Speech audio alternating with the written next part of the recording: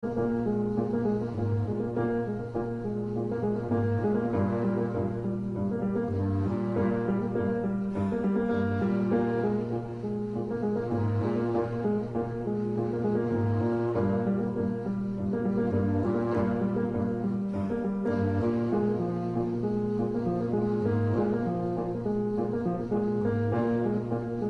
de la psychanalyse, Marie Bonaparte se pensait en 1950 comme la seule héritière française de Freud, dont elle célébrait pieusement la mémoire avec l'appui de l'IPA, l'International Psychoanalytical Association, fondée par Freud en 1910.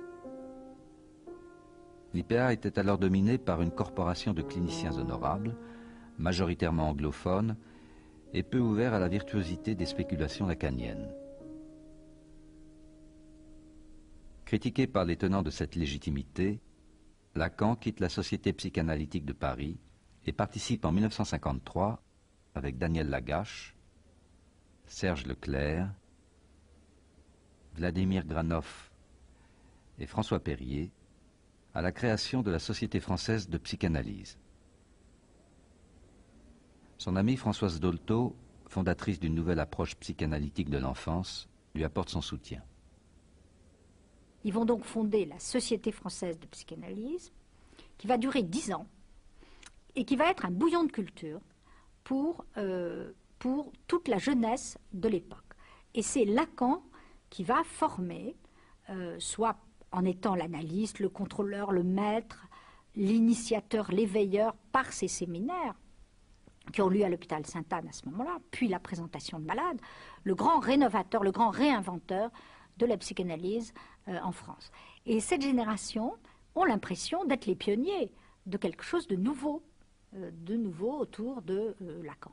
Mais ils voudraient bien aussi rester dans l'IPA, dans cette légitimité freudienne où ils ne sont plus puisque leurs maîtres ont démissionné. La caractéristique de Lacan, c'est qu'il conteste l'ensemble, qui se prend pour Freud, et qui est le seul à dire « je retourne aux origines, retour au sens de Freud », et non pas post-freudisme, et non pas dépassement de Freud. Il se pose donc comme le refondateur. Et le refondateur est transgressif. Il ne respecte aucune règle.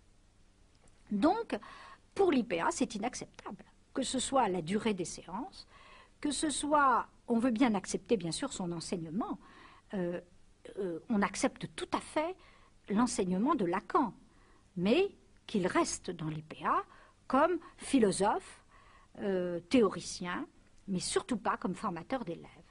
Lacan va se trouver dans une situation qui n'a jamais été celle de Freud, c'est-à-dire de fonder son école en étant le directeur de l'école. C'est-à-dire Lacan va exercer, en fondant l'école freudienne de Paris en 1964, des fonctions que Freud n'a jamais exercées. Il est à la fois le maître à penser, l'analyste, le chef politique de son école. Il cumule toutes les fonctions, alors que Freud avait délégué le pouvoir, disons politique, à ses disciples.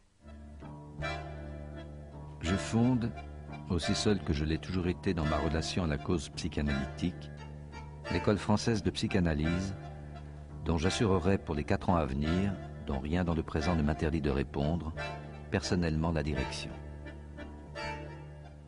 Unique en son genre, l'aventure de l'école freudienne de Paris s'achèvera 16 ans plus tard, en 1980.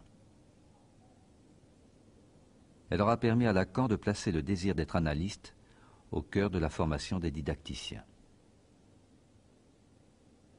L'inconscient reste le cœur de l'être pour les uns, et d'autres croiront me suivre à en faire l'autre de la réalité. La seule façon de s'en sortir, c'est de poser qu'il est le réel, ce qui ne veut dire aucune réalité. Le réel en tant qu'impossible à dire, c'est-à-dire en tant que le réel, c'est l'impossible, tout simplement. Écoutez, ça me fait un très drôle d'effet, presque d'inquiétante étrangeté, parce que je entends la voix de Lacan, et en même temps j'ai si souvent imité, vous voyez, transfert pas mort, que je ne sais pas si c'est moi que j'entends ou si c'est lui. Et bon, là, il est là tout entier, dans le suspens dont je parlais tout à l'heure, dans la formule définitive qu'il laisse, évidemment, est très énigmatique. Le réel, c'est l'impossible c'est le réel en tant que... Bon, on est un peu perdu et on se dit, c'est peut-être génial, c'est peut-être moi qui comprends rien. Ça me rappelle d'ailleurs que Lacan disant, alors qu'il y avait quand même dans le début de ce séminaire, il y avait des gens comme Merleau-Ponty, Hippolyte Venet, Ricoeur, bien d'autres. Je l'entends encore dire, peut-être pas s'adressant à eux, mais à l'auditoire en général. Mais enfin, vous allez commencer à l'ouvrir, votre comprenoir. Voilà. Bon. Voilà. Donc, je peux pas dire que ça m'émeuve, parce qu'il a quand même un côté un peu comédien, même très comédien. Il en remet un peu comme il en remettait dans sa vêture, avec ses vestes, ses colmao à l'époque, et puis ensuite les fameux cigares torsadés. Bon, alors quand il a commencé ses séminaires, ça m'a beaucoup intéressé.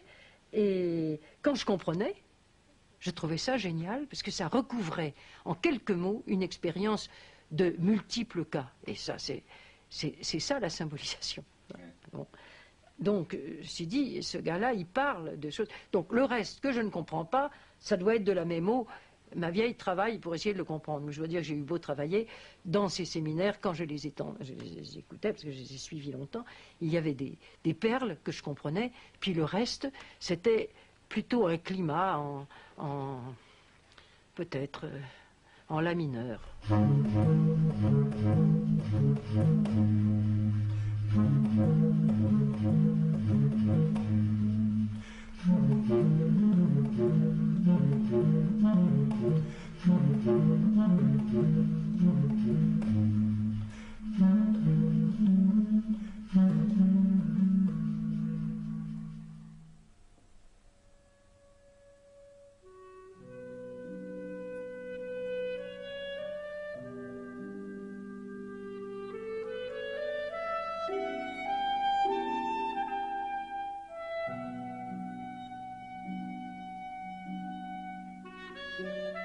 C'est à Rome en 1953, dans cette ville qu'il aime passionnément au point d'y retourner sans cesse, que Lacan définit les 3 termes majeurs de son enseignement lors d'un discours adressé aux membres de la Société française de psychanalyse.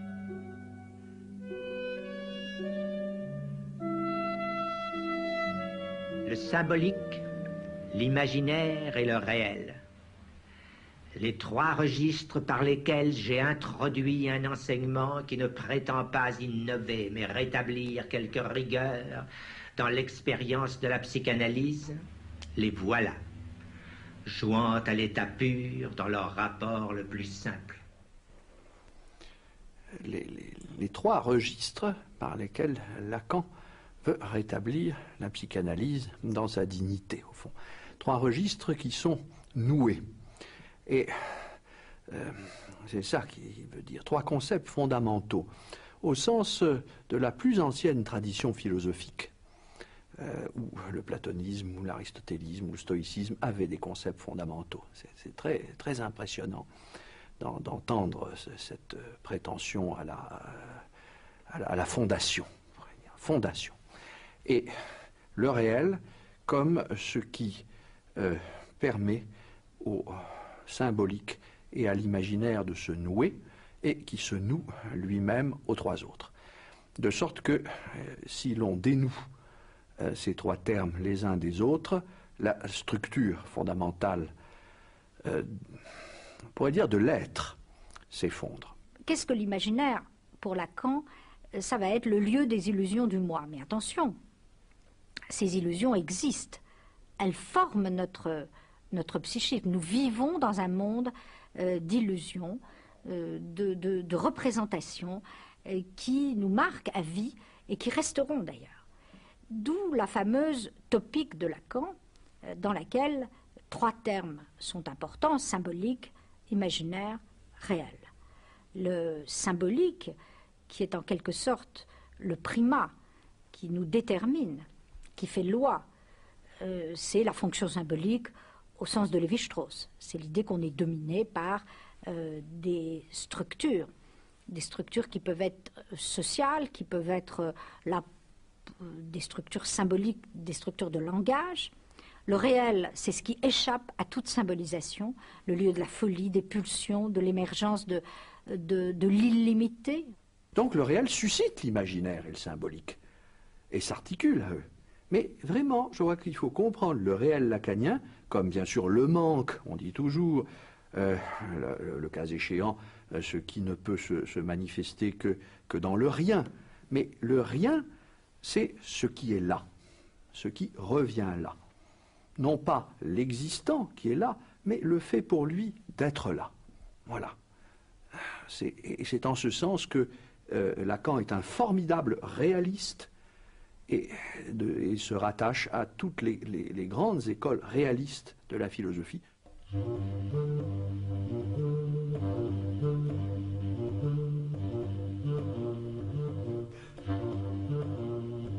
En 1963, le philosophe Louis Althusser invite Lacan à l'École normale supérieure. Engagé lui-même dans une lecture structurale de l'œuvre de Marx qui vise à détacher le communisme de sa dérive stalinienne, il lui offre un brillant auditoire de jeunes élèves en quête d'une révolution culturelle avec la Chine pour horizon.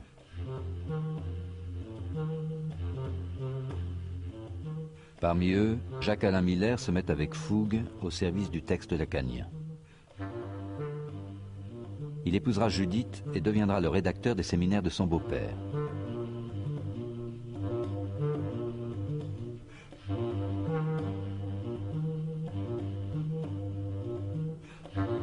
C'est en 1966, lors du fameux colloque de Baltimore sur la pensée française, que Lacan rencontre le philosophe Jacques Derrida. Il cherchait à la fois à me séduire et à m'attirer dans son champ d'appartenance, dans sa discipline, disons. Et voyant que je ne me prêtais pas à cette scène, c'était la guerre, c'était donc l'agression.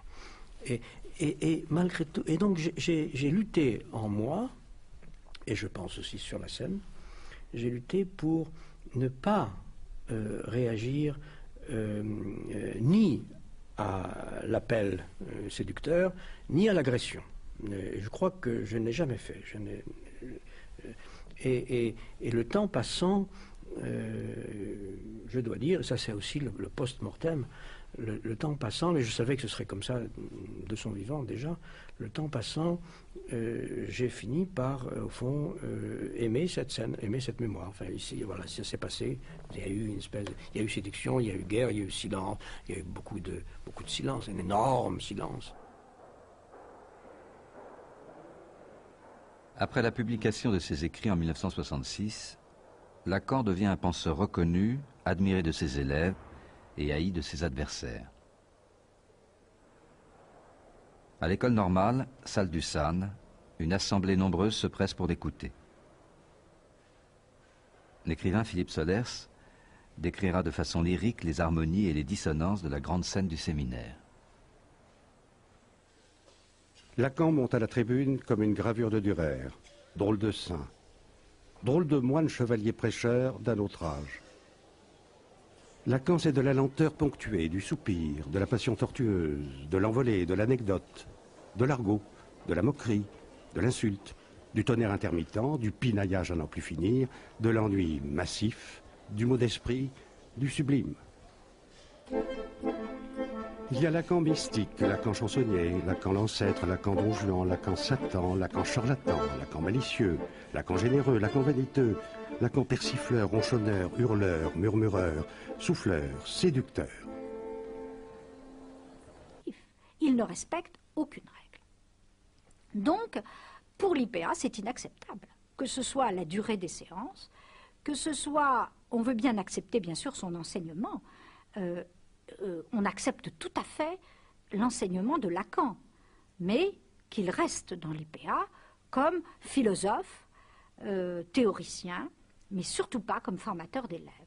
Lacan va se trouver dans une situation qui n'a jamais été celle de Freud, c'est-à-dire de fonder son école en étant le directeur de l'école. C'est-à-dire Lacan va exercer, en fondant l'école freudienne de Paris en 1964, des fonctions que Freud n'a jamais exercé. Il est à la fois le maître à penser, l'analyste, le chef politique de son école, il cumule toutes les fonctions, alors que Freud avait délégué le pouvoir, disons politique, à ses disciples. Je fonde, aussi seul que je l'ai toujours été dans ma relation à la cause psychanalytique, l'école française de psychanalyse, dont j'assurerai pour les 4 ans à venir, dont rien dans le présent ne m'interdit de répondre, personnellement la direction. Unique en son genre, l'aventure de l'école freudienne de Paris s'achèvera 16 ans plus tard, en 1980. Elle aura permis à Lacan de placer le désir d'être analyste au cœur de la formation des didacticiens. L'inconscient reste le cœur de l'être pour les uns, et d'autres croiront me suivre à en faire l'autre de la réalité. La seule façon de s'en sortir, c'est de poser qu'il est le réel, ce qui ne veut dire aucune réalité. Le réel en tant qu'impossible à dire, c'est-à-dire en tant que le réel, c'est l'impossible, tout simplement. Écoutez, ça me fait un très drôle d'effet, presque d'inquiétante étrangeté, parce que je entends la voix de Lacan, et en même temps j'ai si souvent imité, vous voyez, transfert pas mort, que je ne sais pas si c'est moi que j'entends ou si c'est lui. Et bon, là, il est là tout entier, dans le suspens dont je parlais tout à l'heure, dans la formule définitive qu'il laisse, évidemment, est très énigmatique. Le réel, c'est l'impossible c'est le réel en tant que... Bon, on est un peu perdu et on se dit, c'est peut-être génial, c'est peut-être moi qui comprends rien. Ça me rappelle d'ailleurs que Lacan disant, alors qu'il y avait quand même dans le début de ce séminaire, il y avait des gens comme Merleau-Ponty, Hippolyte Venet, Ricoeur, bien d'autres. Je l'entends encore dire, peut-être pas s'adressant à eux. Bonne et peu ouvert à la virtuosité des spéculations lacaniennes. Critiqué par les tenants de cette légitimité, Lacan quitte la Société psychanalytique de Paris et participe en 1953, avec Daniel Lagache, Serge Leclerc, Vladimir Granov et François Perrier, à la création de la Société française de psychanalyse. Son amie Françoise Dolto, fondatrice d'une nouvelle approche psychanalytique de l'enfance, lui apporte son soutien. Ils vont donc fonder la Société française de psychanalyse, qui va durer 10 ans, et qui va être un bouillon de culture pour toute la jeunesse de l'époque. Et c'est Lacan qui va former, soit en étant l'analyste, le contrôleur, le maître, l'initiateur, l'éveilleur, par ces séminaires, qui ont lieu à l'hôpital Sainte-Anne à ce moment-là, puis la présentation de malades, le grand rénovateur, le grand réinventeur de la psychanalyse en France. Et cette génération ont l'impression d'être les pionniers de quelque chose de nouveau autour de Lacan. Mais ils voudraient bien aussi rester dans l'IPA, dans cette légitimité freudienne où ils ne sont plus puisque leurs maîtres ont démissionné. La caractéristique de Lacan, c'est qu'il conteste l'ensemble, qui se prend pour Freud, et qui est le seul à dire « je retourne aux origines, retour au sens de Freud », et non pas post-freudisme, et non pas dépassement de Freud. Il se pose donc comme le refondateur. Et le refondateur est transgressif. Il ne respecte aucune règle. Donc, pour l'IPA, c'est inacceptable. Que ce soit la durée des séances, que ce soit, on veut bien accepter bien sûr son enseignement, on accepte tout à fait l'enseignement de Lacan, mais qu'il reste dans l'IPA comme philosophe, théoricien, mais surtout pas comme formateur d'élèves. Lacan va se trouver dans une situation qui n'a jamais été celle de Freud, c'est-à-dire de fonder son école en étant le directeur de l'école. C'est-à-dire Lacan va exercer, en fondant l'école freudienne de Paris en 1964, des fonctions que Freud n'a jamais exercées. Il est à la fois le maître à penser, l'analyste, le chef politique de son école, il cumule toutes les fonctions, alors que Freud avait délégué le pouvoir, disons politique, à ses disciples. Je fonde, aussi seul que je l'ai toujours été dans ma relation à la cause psychanalytique, l'école française de psychanalyse, dont j'assurerai pour les 4 ans à venir, dont rien dans le présent ne m'interdit de répondre, personnellement la direction. La psychanalyse dans sa dignité, au fond.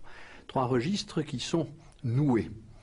Et c'est ça qui veut dire 3 concepts fondamentaux, au sens de la plus ancienne tradition philosophique, où le platonisme, ou l'aristotélisme, ou le stoïcisme avaient des concepts fondamentaux. C'est très, très impressionnant d'entendre cette prétention à la fondation. Fondation.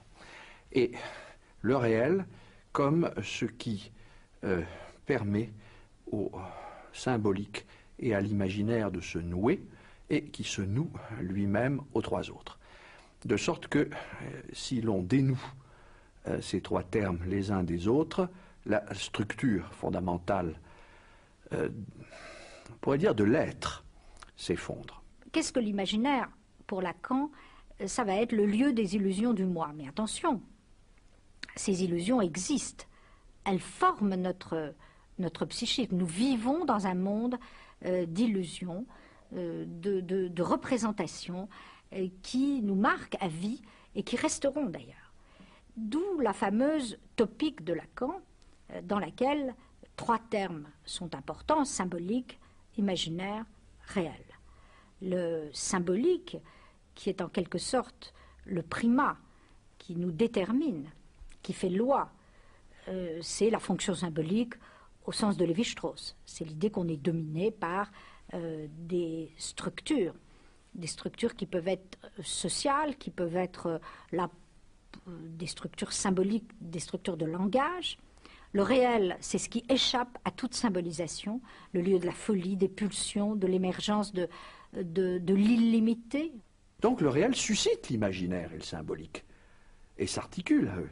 Mais vraiment, je crois qu'il faut comprendre le réel lacanien, comme bien sûr le manque, on dit toujours, le cas échéant, ce qui ne peut se manifester que dans le rien. Mais le rien, c'est ce qui est là, ce qui revient là. Non pas l'existant qui est là, mais le fait pour lui d'être là. Voilà. Et c'est en ce sens que Lacan est un formidable réaliste et se rattache à toutes les grandes écoles réalistes de la philosophie.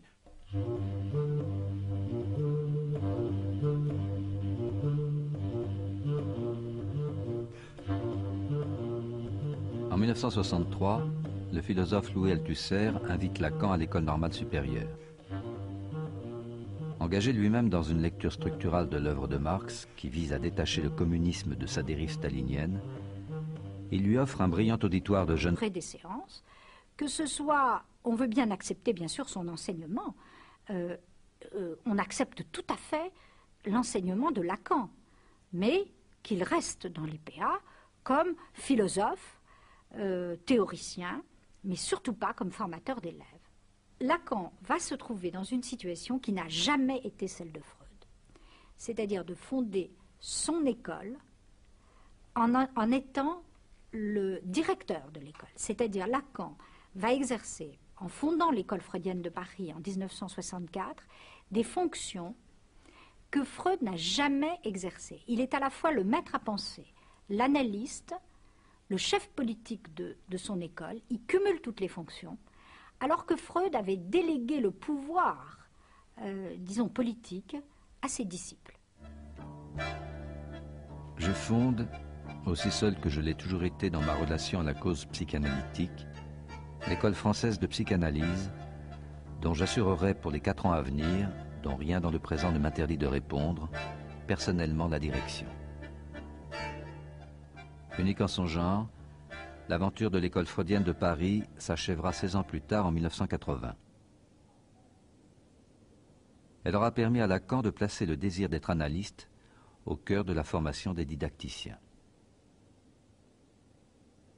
L'inconscient reste le cœur de l'être pour les uns, et d'autres croiront me suivre à en faire l'autre de la réalité. La seule façon de s'en sortir, c'est de poser qu'il est le réel. ce qui ne veut dire aucune réalité. Le réel en tant qu'impossible à dire, c'est-à-dire en tant que le réel c'est l'impossible, tout simplement. Écoutez, ça me fait très drôle d'effet, presque d'inquiétante étrangeté, parce que je entends la voix de Lacan, et en même temps j'ai si souvent imité, vous voyez, transfert pas mort, que je ne sais pas si c'est moi que j'entends ou si c'est lui.